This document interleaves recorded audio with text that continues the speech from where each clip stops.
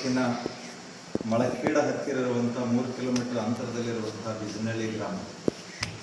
ಈ ಬಿಜನಹಳ್ಳಿ ಗ್ರಾಮ ಬಸವಾದಿ ಶರಣರು ಮಾಡಿದಂತಹ ಏನು ವಚನ ಚಳವಳಿ ಮತ್ತು ಶರಣ ಚಳವಳಿ ಅಂತ ಕರಿತೀವಿ. ಕನ್ನಡ ಸಾಹಿತ್ಯಕ್ಕೆ ಬಹುದೊಡ್ಡ ಕೊಡುಗೆ ಕೊಟ್ಟಂತಹ ಶರಣ ಸಾಹಿತ್ಯ, ವಚನ ಸಾಹಿತ್ಯಕ್ಕೆ ಮುನ್ನುಡಿ ಬರೆದಂತಹ ಏನು ಚಳವಳಿಗೆ ಇದು ಈ ಚಮ್ಮಾವಿಗಳು ಕಾರಣೀಭೂತವಾಗಿವೆ ಅನ್ನುವಂಥದ್ದು. ಕಲ್ಯಾಣ ಕ್ರಾಂತಿಗೆ ಮುನ್ನುಡಿ ಬರೆದಂಥ ಚಮ್ಮಾವಿಗಳು. ಈ ಚಮ್ಮಾವಿಗಳು ಹೇಗೆ ಬಂದು ಈ ಬಿಜನಹಳ್ಳಿಗೆ ಹೇಗೆ ಬಂದು, ದೂರದ ಕಲ್ಯಾಣದಿಂದ ಇಲ್ಲಿಗೆ ಹೇಗೆ ಬಂದು, ಚಮ್ಮಾವಿಗಳ ಕಥೆ ಅದೇ ಹೇಳಕ್ಕೆ ಹೋಗ್ತೇನೆ. ಈ ಚಮ್ಮಾವಿಗಳು 12ನೇ ಶತಮಾನದಲ್ಲಿ ಅನುಭವ ಮಂಟಪದಲ್ಲಿ ಬಸವಾದಿ ಶರಣರ ಏನು ವಚನ ಬರೀತಿದ್ರು, ಅಲ್ಲಿ ಚರ್ಚೆ ನಡೀತಿತ್ತು. ಮೊದಲ ಪಾರ್ಲಿಮೆಂಟ್ ಅಂತ ಕರಿತೀವಿ, ಮೊದಲ ಸಂಸತ್ ಅಂತ ಕರಿತೀವಿ ಕಲ್ಯಾಣದೊಳಗೆ 12ನೇ ಶತಮಾನದಲ್ಲಿ. 770 ಅಮರಗಣಗಳು, 196,000 ಜಂಗಮರು. ಇದು ವಚನ ಚಳವಳಿಯಲ್ಲಿ ನಡೆದಂಥ ಒಂದು ಸತ್ಯ ಘಟನೆ. ಆ ವಚನ ಚಳವಳಿಯಲ್ಲಿ ಬಸವಣ್ಣನವರು ಅಲ್ಲಂ ಪ್ರಭುಗಳು ಶೂನ್ಯ ಪೀಠದ ಅಧ್ಯಕ್ಷರಾಗಿದ್ದರು. ಅಲ್ಲಿ ಎಲ್ಲರೂ ಒಂದೊಂದು ವಚನ ಹೇಳ್ತಾರೆ. ಕಳಬೇಡ, ಕೊಲಬೇಡ, ಹುಷಿಯ ನುಡಿಯಲು ಬೇಡ, ತನ್ನ ಬಣ್ಣಿಸಬೇಡ, ಇದಿರು ಹೊಳೆಯಲು ಬೇಡ, ಇದೇ ಅಂತರಂಗ ಸುದ್ದಿ, ಇದೇ ಬಹಿರಂಗ ಸುದ್ದಿ, ಇದೇ ನಮ್ಮ ಕೂಡಲ ಸಂಗಮ ದೇವನುಳಿಸುವ ಕರೆ. ಹೀಗೆ ಬಸವಣ್ಣವ್ರು ಹೇಳಿದ್ರೆ. ಅಕ್ಕಮಾದಿ ಒಂದು ವಚನ ಹೇಳ್ತಾರೆ ಮತ್ತು ನೂಲಿಯ ಚಂದಯ್ಯ ಒಂದು ವಚನ ಹೇಳ್ತಾರೆ. ಇವೆಲ್ಲ ಆದ ಬಳಿಕ ಬಸವಣ್ಣನವರು ಪ್ರಧಾನಮಂತ್ರಿಗಳಾಗಿದ್ದರು. ಈ ಕಡೆ ಪ್ರಧಾನಮಂತ್ರಿಯಾಗಿ ಕೆಲಸ ನಿಭಾಯಿಸುವಂಥದ್ದು ವಿತ್ತ ಸಚಿವ, ಫೈನಾನ್ಸ್ ಮಿನಿಸ್ಟರ್ ಬಸವಣ್ಣ. ಈ ಕಡೆ ಬಸವಾದಿ ಶರಣರು ಅನುಭವ ಮಂಟಪ ನಡೆಸುವಂಥ ಜವಾಬ್ದಾರಿ ಬಸವಣ್ಣವ್ರ ಮೇಲಿತ್ತು.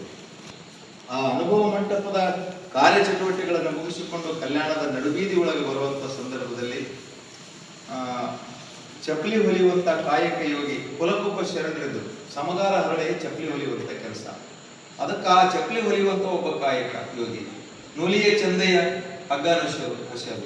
ಹೀಗೆ ಎಲ್ಲರೂ ತಮ್ಮ ಕಾಯಕ ಮಾಡ್ತಿದ್ರು. ಹಾಗೆ ನಮ್ಮ ಹರಳಯ್ಯನವರು ಚಪ್ಪಲಿ ಮಾಡುವಂಥದ್ದು, ಪಾದರಕ್ಷೆಗಳನ್ನು ಮಾಡುವಂಥದ್ದು ಅವರ ಕಾಯಕ ಆಗಿತ್ತು. ಪಾದರಕ್ಷೆಗಳನ್ನು ಮಾಡುವಂಥ ಕಾಯಕ. ಅವರು ಒಂದು ದಿನ ನಡುವೆ ಬಸವಣ್ಣವರು ಕುದುರೆ ಮೇಲೆ ಪ್ರಧಾನಮಂತ್ರಿಗಳು ಬರುವಂಥ ಸಂದರ್ಭದಲ್ಲಿ, ಕಲ್ಯಾಣದ ನಡುವೆ ಒಳಗೆ ಬರುವಂಥ ಸಂದರ್ಭದಲ್ಲಿ ಹರಳಯ್ಯನವರು ಹರಳಯ್ಯನವರು ಎದುರಾಗಿ ಬಸವಣ್ಣವರು ಹೊಂಟ್ರ ಅಂತೇಳಿ, ಅಪ್ಪ ಶರಣ, ನಿಮಗೆ ಶರಣಾರ್ಥಿ ಅಂದರು ಹರಳಯ್ಯನವರು. ಅದಕ್ಕೆ ಬಸವಣ್ಣನವರು ಹಾಯ್ ಬಾಯ್ ಅಂತ ಹೋಗಲಿಲ್ಲ. ಅವರು ಬರೀ ಇಷ್ಟ ಮಾಡಿ ಹೋಗಲಿಲ್ಲ. ಕುದುರೆ ಮೇಲಿಂದ ಕೆಳಗಿಳಿದು, ಇವತ್ತು ನಾವೇನು ಊರ ಹೊರಗಿರುವಂತ ಒಬ್ಬ ಚಪ್ಪಲಿ ಹೊಲಿಯುವ ಕಾಯಕ ಯೋಗಿ, ಅಂದಿನ ಸಂದರ್ಭದಲ್ಲಿ ಬಸವಣ್ಣವರು ಯಾವುದೇ ಇದು ಮಾಡಲಿಲ್ಲ. ಅಂತ ಒಬ್ಬ ಕಾಯಕ ಯೋಗಿಗೆ ಹಾಯ್ ಅಂತ ಹೋಗದೆ ಆ ಕುದುರೆ ಮೇಲಿಂದ ಕೆಳಗಿಳಿದು, ಮಹಾನ್ ಶರಣ ಹರಳಯ್ಯನವರೇ, ನಿಮಗೆ ಶರಣಾರ್ಥಿ ಎಂದರು. ಅದಕ್ಕ ಹರಳಯ್ಯನವರಿಗೆ ಬಸವಣ್ಣವರು ಶರಣಾರ್ಥಿ ಅಂದಾಗ ದೊಡ್ಡ ನಮಸ್ಕಾರ. ಇದಕ್ಕೆ ಪರ್ಯಾಯ ಏನು ನಮಸ್ಕಾರ ಕೊಡೋಕೆ ಸಾಧ್ಯ ಆದಂತ ಹರಳಯ್ಯನವರಿಗೆ ಚಿಂತೆ ಆಗ್ತದೆ. ಮನೆಯೊಳಗೆ ಬರ್ತಾನೆ, ಮನೆಯೊಳಗೆ ಬಂದು ಹರಳಯ್ಯನವರು ಬರ್ತಾರೆ. ಬಂದು ಒಂದಿಷ್ಟು ಚಿಂತೆಯೊಳಗಿರ್ತಾರೆ, ಮಾನಸಿಕ ತೊಳಲಾಟ ಇರ್ತದೆ. ಅವರು ಹೆಂಡತಿ ಕಲ್ಯಾಣ ಅವರು ಕೇಳ್ತಾರೆ, ಯಾಕ್ರಿ ಯಜಮಾನ್ರೆ, ಯಾಕೆ ಮುಖ ಸತ್ಯಾಗಿಲ್ಲ, ಯಾರಾದರೂ ಏನಾದರೂ ಅಂದರೆ, ಇಲ್ಲ ಕಲ್ಯಾಣಮ್ಮ, ಬಸವಣ್ಣವರು ಮಹಾಮಂತ್ರಿಗಳು ಬಂದು ಎದುರು ಸಿಕ್ಕರು, ನಾ ಶರಣಂತೆ, ಅವರು ಶರಣಾರ್ಥಿ ಎಂದು ನಾವು ವಾಪಸ್ ಏನು ಕೊಡೋಣ, ನನಗೆ ಚಿಂತೆ ಇತ್ತು. ಅಂತಹ ಮಹಾನ್ ವ್ಯಕ್ತಿ ಶರಣಾರ್ಥಿ ಕೈ ಮುಗಿದು ನನ್ನ ಮುಂದೆ ನಿಂತು ಮಹಾನ್ ನಾಮಗಳು ಮುಟ್ಟಿಸೋತಿದ್ದಿಲ್ಲ ಜನ. ಆದ್ರೆ ಅಪ್ಪ ಬಸವಣ್ಣವರು ನಮಗೆ ಮುಂದೆ ಬಂದು ನಿಂತು ಅಪ್ಪುಕೊಂಡು ಶರಣಾರ್ಥಿ ಅಂದಲ್ಲ, ಇದಕ್ಕೆ ಏನು ಕೊಡಬೇಕಂತ ಚಿಂತೆಯಾಗಿರೋ. ಅದಕ್ಕೆ ಹೆಣ್ಮಗಳು, ಟ್ಯಾಲೆಂಟ್ ಹೆಣ್ಮಗಳು, ಕಲ್ಯಾಣ ಭಾಳ ಹೆಣ್ಮಗಳು, ಭಾಳ ಜಾಣೆ.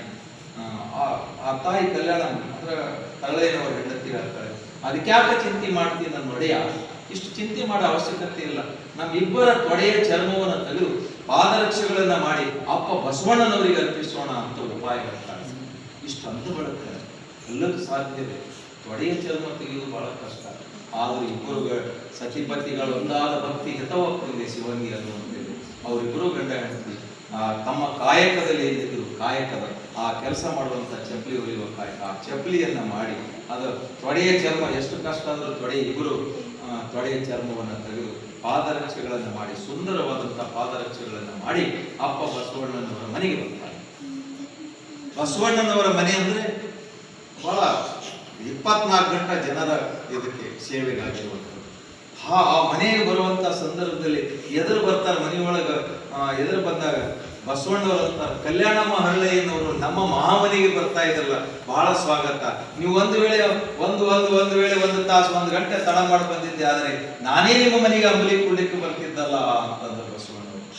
ಅದಕ್ಕೆ ಬಸವಣ್ಣವ್ರಿಗೆ ಅಪ್ಪ ಮನ್ ಅಂದಿದೇ ಸಾಕ್ರಿಯ, ಇನ್ನು ಅಂಬಲಿ ಕುಡಿದ್ರೆ ಜನ ನಿಮಗೆ ಬಿಡ್ತಾರ, ನಮಗೆ ಬಿಡ್ತಾರ. ಅದಕ್ಕಪ್ಪ ನೀವು ಇವು ತಗೊಳ್ಳಿ, ಧರಿಸಿ. ಏನವ ಇವು? ನೀವು ಮೊನ್ನೆ ಶರಣು ಶರಣಾರ್ಥಿ, ಅದ್ರಾಗೇನದ? ನಾನು ಶರಣಾರ್ಥಿ, ಎಲ್ಲಾ ಶರಣರು ಹೇಳ್ದಂಗೆ ಎಲ್ಲರಿಗೆ ನಾನು ಶರಣಾರ್ಥಿ ಆಗ್ತೀನಿ, ನಿಮಗ ಶರಣಾರ್ಥಿ. ಇದು ಏನು ಬರ್ತಿದ್ವು, ಯಾಕೆ ಇವು ಏನ್ ಮಾಡ್ತೀವಿ? ಯಪ್ಪ ನೀವು ಅಂದಿದ್ದಕ್ಕಾಗಿ ಭಾರ ಭಾಳ ಐತೆ, ನಮ್ಮ ತಲೆ ಮೇಲೆ ಭಾರ ಹೊರಿಸಿದ್ವಿ. ಇದಕ್ಕಿಂತಲೂ ಬಹುದೊಡ್ಡ ನಮಸ್ಕಾರ ನಾ ಏನ್ ಕೊಡೋದು ಸಾಧ್ಯ ಆಗ್ತದೆ? ನಮ್ಮ ಗುರುಗಣ್ಣ ಹಾಕಿ ತೊಡೆ ಚರ್ಮದಿಂದ ಚಮಾವಿಗಳನ್ನು ಮಾಡಿದ್ವಿ, ಧರಿಸಿ ಅಂತ ನಾವು ಅಂತೀವಿ. ಆದರೆ ಅಪ್ಪ ಬಸವಣ್ಣ ಜಗಜ್ಯೋತಿ, ವಿಶ್ವಜ್ಯೋತಿ, ಪ್ರಧಾನಮಂತ್ರಿ, ವಿತ್ತ ಸಚಿವ, ಫೈನಾನ್ಸ್ ಮಿನಿಸ್ಟರ್, ಮಹಾಮಾನವತಾವಾದಿ, ಸಮಾನತೆಯ ಹರಿಕಾರ ಬಸವಣ್ಣವರು ಇದಕ್ಕೆ ಅವಕಾಶ ಕೊಡಲಿಲ್ಲ, ಧರಿಸಲಿಲ್ಲ. ಇವು ನನಗೆ ಸಲ್ಲುವಂಥದ್ದಲ್ಲ. ಇದು ನೋಡ್ರಿ, ಭೂಮಿ ಒಂದು ಕಡೆ ಇದ್ರೆ ಚಮ್ಮಾವಿಗಳು ಒಂದು ಕಡೆ. ಭೂಮಿ ಭಾರಕ್ಕಿಂತ ಚಮ್ಮಾವಿಗಳ ಭಾರ ಹೆಚ್ಚಿಗಿದೆ. ಈ ಭೂಮಿ ಮೇಲೆ ಎಷ್ಟೆಷ್ಟು ಸತ್ಪುರುಷರು, ಸಂತರು, ಶರಣರು ಬಂದು ಹೋಗ್ಯಾರ. ಈ ಭೂಮಿ ಮೇಲೆ ಬಂದು ಹೋದ್ರು ಪರವಾಗಿಲ್ಲ. ಈ ಚಮ್ಮಾವಿಗಳು ಯಾರು ಮಾಡಲಾರ್ದಂತ ಚಮ್ಮಾವಿಗಳು ಇವು ಧರಿಸುವಂತ ನನಗೆ ಸಲ್ಲುವಂಥದ್ದಲ್ಲ, ಕೂಡಲ ಸಂಗಮ ದೇವರಿಗೆ ಸಲ್ಲುವಂಥದ್ದು ಅಂತ ಹೇಳಿ ತಲೆ ಮೇಲೆ ಇಟ್ಟುಕೊಂಡು ಕುಣಿದಾಡಿದಂತ ಮಹಾನ್ ಮಾನವತಾವಾದಿ ಬಸವಣ್ಣನವರ ಸತ್ಯ ಘಟನೆ, ಹರಳಯ್ಯನವರ ತ್ಯಾಗ, ಹರಳೆಯ ಕಲ್ಯಾಣಮ್ಮನವರ ತ್ಯಾಗದ ಸಂಕೇತವೇ ಚಮ್ಮಾವಿಗಳು ಅನ್ನುವಂಥದ್ದು. ಈ ಚಮ್ಮಾವಿಗಳು ಕಲ್ಯಾಣದಿಂದ ಹೇಗೆ ಧರಿಸಲಿಲ್ಲ. ಹಾಗೆ ಒಂದು ಕಥೆಗಳು ಆದ ಬಳಿಕ ಧರಿಸಲಿಲ್ಲ. ನಡುಬೀದಿ ಒಳಗೆ ಇವು ಚಮ್ಮಾವಿಗಳು ತಗೊಂಡು ಬರ್ತಾರೆ, ವಾಪಸ್ ತಗೊಂಡು ಬರ್ತಾರೆ. ನೀವು ಒಯ್ದು ಹೇಳಿರಿ, ಮುಂದಿನ ಇದಕ್ಕ ದೇವರ ಹೆಸರ ಮೇಲೆ ಹೇಳ್ರಿ, ನಮಗೆ ನಾನು ಸಲ್ಲುವಂಥದ್ದಲ್ಲ, ಕೂಡಲ ಸಂಗಮನ ಹೆಸರ ಮೇಲೆ ಹೇಳ್ರಿ. ಅವ್ರು ವಾಪಸ್ ತೊಗೊಂಡು ಬರೋ ಟೈಮಿಗೆ ಗುರುಗಣ್ಣ ಹಾಕಿ ತೊಗೊಂಡು ಬರೋ ಟೈಮಿಗೆ ಎದುರು ಒಬ್ಬ ಮಂತ್ರಿ ಸಿಕ್ಕ, ಮಧುವರ್ಷ ಕುದುರೆ ಮೇಲಿಂದ ಹೊಂಟಿದ್ರು ಮಂತ್ರಿಗಳು ಬರೋ ಟೈಮಿಗೆ. ನೀವು ಹಳೆಯ ಇವು ಚಮ್ಮಾವಿಗಳು ಇಲ್ಲಿ ಯಾಕಡೆ ತೊಗೊಂಡು ಹೇಳಿದ್ರಿ? ಇಲ್ಲಪ್ಪ ಬಸವಣ್ಣವರು ನನಗೆ ಶರಣಾರ್ಥಿ ಅಂದ್ರು, ಅದಕ್ಕೆ ನಾನು ವಾಪಸ್ ನಮಸ್ಕಾರ ಇದು ಚಮ್ಮಾವಿಗಳು ಮಾಡಿಕೊಟ್ಟಿದ್ದು, ಧರಿಸಲಿಲ್ಲ, ವಾಪಸ್ ತಗೊಂಡ್ಬಿಟ್ಟಿದ್ದೆ. ಬಸವಣ್ಣವರಿಗೆ ಏನ್ ತಿಳಿತು? ನಾ ಮಂತ್ರಿ ಇದ್ದೀನಿ, ನಾ ಹಾಕೋತಿಂತ ಅಂತೇಳಿ ಕಸ್ಕೊಂಡು ಜಬರ್ದಸ್ತಿ ಕಸ್ಕೊಂಡು ಹಾಕೊಂಡ ಮೈಯೆಲ್ಲ ಉರಿಯದು, ಬೆಂಕಿ ಬಿತ್ತು. ಇವು ಯಾರು ಮುಟ್ಟಬಾರ್ದು ಅಂತ ಹೇಳಿದ್ರು, ಈತ ಮುಟ್ಟಿ ಚಪ್ಪಲ್ ಧರಿಸಿದ. ಪೃಥ್ವಿಗೆ ಸಮವಾರದು ಅಂತ ಬಸವಣ್ಣವ್ರು ಹೇಳಿದ್ರೆ ನೀವು ಚಪ್ಪಲಿ ಧರಿಸಿದ ಮಂತ್ರಿ. ಆ ಧರಿಸಿದಾಗ ಮತ್ತೆ ಅವರಿಗೆ ಒಂದಿಷ್ಟು ಬಸವಣ್ಣವರ ಉಪಾಯದಿಂದ ಮತ್ತೇನೋ ನೀರು ಸಿಂಪಡಿಸಿದಾಗ ಏನೋ ಒಂದು ರೀತಿಯಾಗಿ ಒಂದು ಸಮಾಧಾನ ಎದ್ದು ನಿಂತ ಅನ್ನುವಂಥದ್ದು ತಂದು ಆ ಕಲ್ಯಾಣದೊಳಗೆ ಅಲ್ಲೇ ಇದ್ದು ಬಸವ ಕಲ್ಯಾಣದೊಳಗೆ ಇವರೆಲ್ಲ ಬಸವ ಕಲ್ಯಾಣದೊಳಗೆ ನಡೆದಿದ್ದು ಘಟನೆ. ಬೀದರ್ ಜಿಲ್ಲೆ ಬಸವ ಕಲ್ಯಾಣದಲ್ಲಿ ಈ ಘಟನೆ ನಡೆದಿತ್ತು. ಅನುಭವ ಮಂಟಪ ಎಲ್ಲ ಅಲ್ಲೇ ಇದ್ದು. ಇದಾದ ಬಳಿಕೆ ಅವರು ಚಮ್ಮಾವಿಗಳು ಅಲ್ಲೇ ಇದ್ರು, ವಚನಗಳು ಬರೀತಿದ್ರು, ಸಾವಿರಾರು ವಚನಗಳು ಬರೀತಿದ್ರು. ಇವರಿಗೆ ಒಬ್ಬ ಮಗ ಇದ್ದ, ಶೀಲವಂತ ಕಲ್ಯಾಣಮ್ಮ ಹರಳಯ್ಯ ಶೀಲವಂತ ಮಗ ಇದ್ದ. ಮತ್ತು ಉನ್ನತ ಕುಲ ಅಂತ ನಾವು ಕರಿತೀವಿ. ಅವರ ಮಗಳ ಮಧುವರ್ಷಿ ಚಪ್ಪಲ್ ಧರಿಸಿ ಮೈಯೆಲ್ಲ ಉರಿಯುತ್ತಿದ್ದ ಆ ಮಂತ್ರಿಯ ಮಗಳಿದ್ರು ಲಾವಣ್ಯ. ಅವರಿಬ್ರು ಅವರಿಬ್ರು ಮದುವೆ ಮಾಡ್ಕೋಬೇಕಂತ ನಿರ್ಣಯ. ಇದನ್ನ ಬಸವಣ್ಣವ್ರ ಗಮನಕ್ಕೆ ತರ್ತಾರೆ. ಬಸವಣ್ಣವ್ರ ಗಮನಕ್ಕೆ ತಂದಾಗ ಬಸವಣ್ಣವರು ನಿಂತು ಮದುವೆ ಮಾಡಿಸ್ತಾರೆ. ಮೊದಲ ಅಂತರ್ಜಾತಿ ವಿವಾಹ, ಸಮಾನತೆ, ಗಂಡು ಹೆಣ್ಣು ಎರಡೇ ಕುಲ, ಜಗತ್ತಿನಲ್ಲಿ ಯಾವುದೇ ಇಲ್ಲ. ಬಸವಣ್ಣವರಂತ ಇಬ್ಬರು ಅವರವರು ಪ್ರೀತಿ ಪ್ರೇಮ ಇದೆ, ಮಾಡೋಣ ಅಂತೇಳಿ ಶರಣ ಪರಂಪರೆಯ ಪ್ರಕಾರ ಮದುವೆ ಮಾಡ್ತಾರೆ. ಇದು ಸುದ್ದಿ ಗಿಜ್ಜಳ ರಾಜನಿಗೆ ಬರ್ತಾರೆ. ಕಳಚೂರ ಅರಸ ಗಿಜ್ಜಳ ರಾಜ ಮಂತ್ರಿ ಅವ್ರ ಕೈದಾಗೆ ಮಂತ್ರಿ ಇವ್ರು ಬಸವಣ್ಣ ಕರೆಸ್ತಾರೆ. ಬಸವಣ್ಣವ್ರು ಎಲ್ಲ ಹೇಳ್ತಾರೆ, ಕೊಂಡಿ ಮಿಂಚಣ್ಣ ಅಂತ ಅವ್ರು ಕಿವಾಗಿ ಹೋಗ್ತಾರೆ. ಎಲ್ಲ ಊರೆಲ್ಲ ಇನ್ನು ಹರೆಗಲ್ಲಗತ್ತಾರೆ. ಬಸವಣ್ಣ ಮಂತ್ರಿ ಪದವಿ ಕೊಟ್ಟಿರಿ, ಇಷ್ಟೆಲ್ಲ ಪ್ರಧಾನಮಂತ್ರಿ ಮಾಡಿರಿ, ಫೈನಾನ್ಸ್ ಅದ ಎಲ್ಲ ದುಡ್ಡು ಅನುಭವ ಮಂಟಪ ಹಾಕಲಿಗತ್ತಾರೆ ಇವರು. ಅದಕ್ಕಾಗಿ ಬಸವಣ್ಣವರು ಈಗ ಬಿಟ್ರೆ ಮುಂದೊಂದಿನ ರಾಜನೇ ಆಗ್ತಾನ, ನಿನಗೆ ಮುಗಿಸಿ ರಾಜ ಆಗ್ತಾನ ನೋಡು ಅನ್ನುವಂಥ ಕಿವಿ ಒಳಗೆ ಹೋಗ್ತಾರೆ. ಯಾರು ಕೊಂಡಿ ಮಿಂಚಣ್ಣ ದೇಶ ದ್ರೋಹದ ಪಟ್ಟವನ್ನು ಬಸವಣ್ಣವ್ರ ಮೇಲೆ ಕಟ್ತಾರೆ. ಈ ಅಂತರ್ಜಾತೀಯ ಎದಕ್ಕೆ ಬೇಕಾಗಿತ್ತು? ಇವರೆಲ್ಲ ಸಂಪ್ರದಾಯವಾದಿಗಳು ವಿರೋಧಿ ಆಗಿದ್ದಾರೆ ಅಂತೇಳಿ ಊರೆಲ್ಲ ಇದಾಗ್ತದೆ. ಅದಾದ ಬಳಿಕ ಕರೆಸ್ತಾರೆ ಬಸವಣ್ಣವರಿಗೆ. ಮಂತ್ರಿಗಳೇ ಬಂದ ಆರೋಪಿ ಸ್ಥಾನದಲ್ಲಿ ಬಸವಣ್ಣವರು ನಿಂದಿರ್ತಾರೆ. ಏನು ಬಸವಣ್ಣವರು ಬಿಜ್ಜಳ ರಾಜ್ಯಕ್ಕೆ ಏನು ಬಸವಣ್ಣವರಿಗೆ ಏನೋ ಮದುವೆ ಮಾಡಿಸಿದರು, ನಂದೇನು ತಪ್ಪದು, ಹುಡುಗ ಹುಡುಗಿ ಪ್ರೀತಿ ಮಾಡಿದ್ರು, ನಂದೇನೊಳಗೆ ಏನಿಲ್ಲ. ಹೀಗೆ ಯಾವುದು ಅವ್ರು ಲಿಂಗ ದೀಕ್ಷೆ ಕೊಟ್ಟರು, ಎಲ್ಲ ಕುಲ ಯಾವುದಿಲ್ಲ, ಲಿಂಗ ಕೊಟ್ಟಾರ, ಅವರೆಲ್ಲ ಶರಣರಾಗ್ಯಾರ, ಶರಣರು ಬಂದೇ ಆಗ್ಯಾರ, ನಂದೇನು ತಪ್ಪಿಲ್ಲ, ಅದಕ್ಕೆ ನಾ ಮಾಡಿಸೀನಿ ಅನ್ನುವಂಥದ್ದು ಇಲ್ಲ. ನಿಮ್ಮ ಮೇಲೆ ಆರೋಪ ಬಂದದ, ನನ್ನ ಮೇಲೆ ಆರೋಪ ಬಂದದಲ್ಲ, ನಾನು ಒಂದು ಕ್ಷಣ ಈ ಮಂತ್ರಿ ಪದವಿ ಸ್ಥಾನದಲ್ಲಿ ನಾನು ಉಳಿಯುವುದಿಲ್ಲ ಅಂತೇಳಿ ಆರೋಪ ಬಂದ ತಕ್ಷಣ ಕಿರೀಟವನ್ನ ರಾಜನ ಪದತಲದಲ್ಲಿ ಇಟ್ಟು ಕೂಡಲ ಸಂಗಮಕ್ಕೆ ಹೋಗ್ತಾರೆ ಬಸವಣ್ಣವರು. ಅಂದ್ರೆ ಆರೋಪ ಬಂದ ತಕ್ಷಣ ಮಂತ್ರಿ ಸ್ಥಾನಕ್ಕೆ, ಪ್ರಧಾನಮಂತ್ರಿ ಸ್ಥಾನಕ್ಕೆ, ವಿತ್ತ ಸಚಿವ ಸ್ಥಾನಕ್ಕೆ ರಾಜೀನಾಮೆಯನ್ನ ಕೊಟ್ಟು ಕೂಡಲ ಸಂಗಮಕ್ಕೆ ಹೋಗಿ ಕೂಡಲ ಸಂಗಮಕ್ಕೆ ಹೋದ್ರು. ಈ ಕಡೆ ಎಲ್ಲ ಬೇರೆ ಬೇರೆ ಶರಣರು ಅಲ್ಲೆಲ್ಲ ಇದೆಲ್ಲ ಸಂಪ್ರದಾಯ, ಜಗಳ ಶುರುವಾಯ್ತು, ಯುದ್ಧ ಶುರುವಾಯ್ತು, ಶರಣರಿಗೆ ಎಲ್ಲಿ ರಾಜನ ಆಜ್ಞೆ ಆಯ್ತು, ಎಲ್ಲೆಲ್ಲಿ ಶರಣರು ಇರ್ತಾರೆ, ಎಲ್ಲೆಲ್ಲಿ ವಚನಗಳು ಇರ್ತಾವ, ಅವೆಲ್ಲ ಇದು ಮಾಡ್ಬಿಡ್ರಿ ಅಂತ ಶರಣರಿಗೆ ಹೊಳ್ಳಿಕ್ಕೆ ಶುರು ಮಾಡೋದು. ಯುದ್ಧ ಆಯ್ತು. ಯುದ್ಧ ಏನಂದ್ರೆ ಸಂಪ್ರದಾಯವಾದಿ ಮತ್ತು ಶರಣರ ನಡುವೆ ಯುದ್ಧ ನಡೀತು. ಎಲ್ಲೆಲ್ಲಿ ಶರಣರು ಇರ್ತಾರ ಅವರಿಗೆಲ್ಲ ಹೊಡಿಬೇಕಂತ ಅವರ ಶರಣರು ದಿಕ್ಕಾಪಾಗಿ ಉಳಿವಿ ಕಡೆ ಅಕ್ಕಮಹಾದೇವಿ, ಅಲ್ಲಂ ಪ್ರಭುಗಳು, ಮತ್ತೆ ಈ ಕಡೆ ಕೂಡ ಚನ್ನಮಲ್ಲಿಕಾರ್ಜುನ ಅವ್ರ ಕಡೆ ಸಿದ್ದರಾಮೇಶ್ವರ ಸೊನ್ನದಿಗೆ ಹೋಗ್ತಾರೆ. ಕೂಡಲ ಸಂಘ ಚನ್ನಮಲ್ಲಿಕಾರ್ಜುನ ಅಂದ್ರೆ ಸಿರಿಸೆಲ್ ಕೆಲವು ಕಡೆ ಹೋಗ್ತಾರೆ.